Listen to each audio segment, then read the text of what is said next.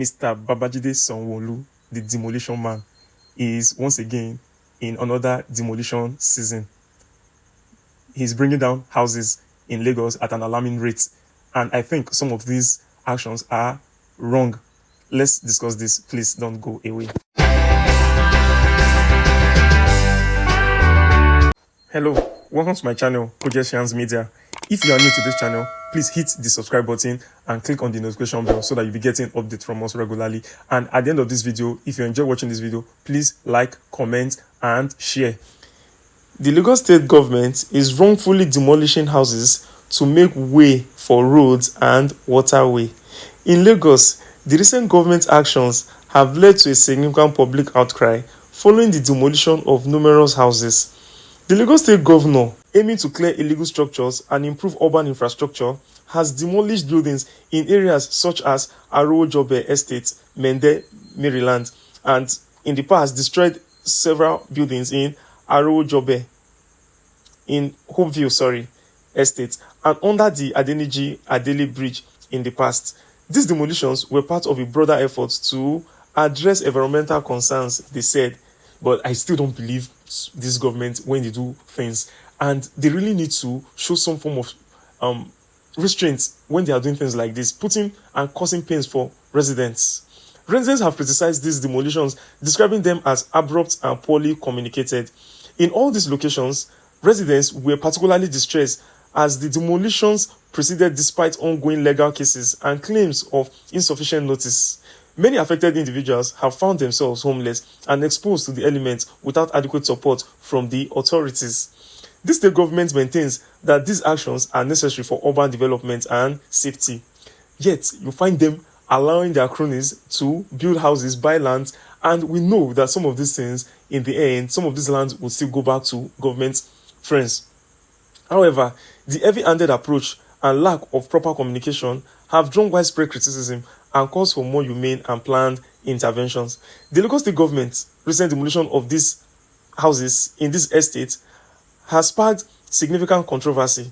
Residents protested, claiming that they were given just 2 hours. Can you imagine? Just 2 hours to vacate their homes, leaving them scrambling to protect their belongings. The state government justified the demolition by stating that the structures obstructed the Odo-Iya-Alaro channel, contributing to flooding risk. But the truth is, if the government has been maintaining this canal and channels and have channeled it properly with just about less than 30 or 40 feet of channel, water will be able to flow without, consuming the environment. And there would not have been any need for government to come and overexpand it. When government does this overexpansion, in the future, they'll sell the remaining lands to their cronies. We know how they do things in Nigeria. Residents have accused the government of Lagos State of wrongfully demolishing their homes under the pretext of clearing waterways. According to the affected residents, the demolitions were executed with little or no prior notice, leading to extensive loss of property and displacement of numerous families. Officials insist that proper notices were served as early as 2021. Can you imagine foolish talk? With the final notice given in November 2023. However, residents argue that short notice were insufficient and allege that many homes had government-approved building plans. Can you just imagine the double standard and hypocrisy? You give people building plans, yet you still go there to destroy the house after collecting money. The government stance is that the demolition are necessary to prevent flooding and ensure the safety of the broader community. Yes, they are now trying to use that to appeal to people to support their devilish acts, because they know very well that if they say that is to prevent flooding, people will definitely want to support that. People who are not living there, but the people who are living there are the ones who will know that all these are lies and government is doing all these things to acquire land to start selling. So now it's getting more interesting. Badebo Rhodes-Vivour, a noticeable political figure and former Labour Party governorship candidate, has criticized the government's approach. He condemned the lack of empathy and precision in the demolition process, arguing that it led to unnecessary destruction beyond the intended scope. He highlighted the neglect of necessary infrastructure projects such as proper canal channeling, and sewage treatment, despite substantial budget allocations for these purposes, because government has allocated money to creating proper drainage system and also the sewage treatment system, which government is no more doing. And what is happening? This sewage is just being let to go into the Lagos State lagoon untreated. And when Badebo addressed this issue on Arise News, the Lagos State Commissioner who is in charge, I think environmental commissioner defended that by saying that all those are baseless claims, but we know that that is the truth. But Gbadebo rose again and strongly criticized the government's actions in recent demolition in this estate. In his remark, he said, and I quote, "The way and manner with which these demolitions was carried out shows a lot of inhumanity." He further noted that if the canal had been channeled, it would not have expanded as far as it has done. Exactly what I was saying. Even if you want to destroy the place, the part where there was a contravention on the site survey would have been focused on and destroyed clinically, not a situation where the entire road is damaged. So it's just unfortunate what is going on in Lagos State. It's just unfortunate.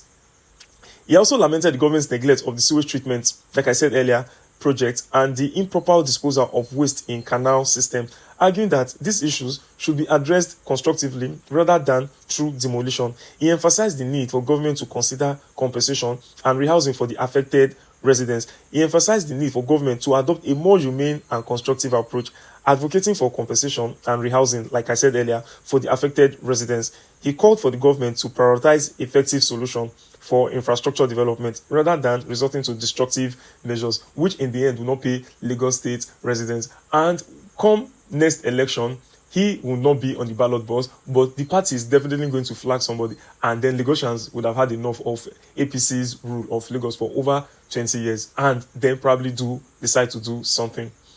Let me know what your thoughts are in the comment section, and I will definitely reply to every post. Okiafa Canal System is the final stop. Heap of refuse has completely blocked the canal. The commissioner says the refuse will be removed, emphasizing that there is no going back on demolition of houses blocking the drainage.